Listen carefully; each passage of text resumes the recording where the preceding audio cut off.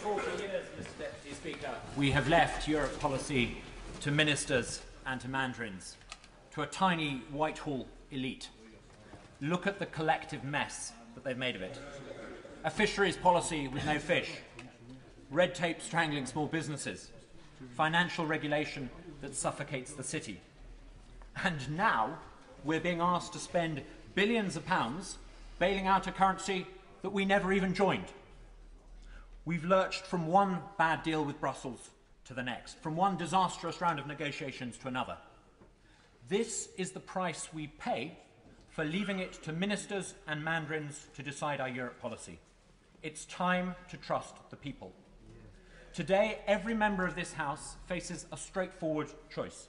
You can either vote to give people a referendum on the EU, or you can vote not to trust the people. Will my honourable friend give way? With pleasure. Would my honourable friend like to expand on that point? I shall try to do so over the next 3 minutes, and I am grateful for that thoughtful and erudite intervention. It is, Mr. Deputy Speaker, a matter of principle. Is it right, in principle, to put the question of EU membership to a popular vote? Too many people in Westminster, in SW1, try to second-guess how the voters may vote in a referendum, and then work backwards to decide whether or not they favour a referendum. Instead, we should start from the principle. Is it right for the people to decide? And yes, I believe this issue qualifies for a referendum. It is of massive constitutional significance. It is an issue that, let's be frank, divides all three parties. It is an issue that I do not believe can be adequately settled in a general election. Referendums can no longer be dismissed, as they have been for many years, as somehow alien to the British tradition. We have had dozens of referendums since 1997.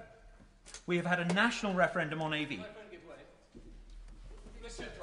Would you accept that the reason we're having more and more referendums is that the people who put us here simply don't trust us? I think my honourable friend makes a very important point. There is a change, a mood change in this country, away from what you might call deferential democracy, when they leave it to the 650 people here to make public policy, to a new kind of democracy where people want more choice and politics to be done by them rather than to them by a remote elite. And this is a sea change that I think some people in our own party, in our own whip's office, have not truly understood nor grasped. If we are to have a referendum to decide how we elect members of parliament, surely we can have a referendum to decide whether or not those we elect should make the rules under which we live. Today's motion has been put on the Commons agenda by the people. It's to this coalition's immense credit that they've introduced a mechanism to allow voters to trigger debates. Some 100,000 voters have triggered this debate. But we cannot say that we want to renew democracy if we shy away from the outcome of what the people say. We cannot claim that we want a new politics if we then use old-style whipping tactics from the 1950s to crush debate. Or although we could do all that, but then I think we would have the credibility of a Greek government bond. Today's vote is about change. I'm voting for an EU referendum because I want change. I don't just want change in our relationship with Europe. I want fundamental change in the way this country is run. I'm not voting for a referendum in the hope that somehow it will take us to some insular, mythical island past. I'm voting for an open society, a truly global country.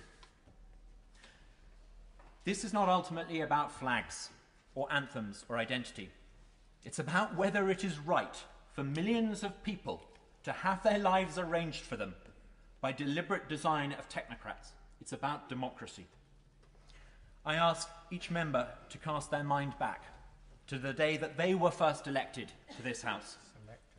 Recall that sense of pride, mingled with awesome responsibility when the returning officer read out the winner's name. Most honourable members will have felt in their bones that entering this House was one of the most exalted and greatest moments in their lives. Look at how today we are scorned. MPs don't keep their promises, say the cynics. You say whatever you say to get elected, they cry. Today is our chance to show the cynics that they're wrong. All three parties until recently promised the people a referendum on the EU. There's no point in clever wordplay. There's no point in reading the clever brief from the Foreign Office officials.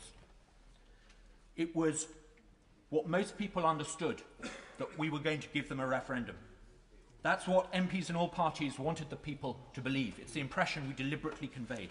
This evening, we have a chance to keep our promises, to honour our word, to keep faith in our country. I will vote to let the people decide. I urge honourable members to do so. The honourable members for Peterborough and Gravesham are indeed honourable. It is a privilege. It is a privilege to be their colleague on the backbenches. McCabe.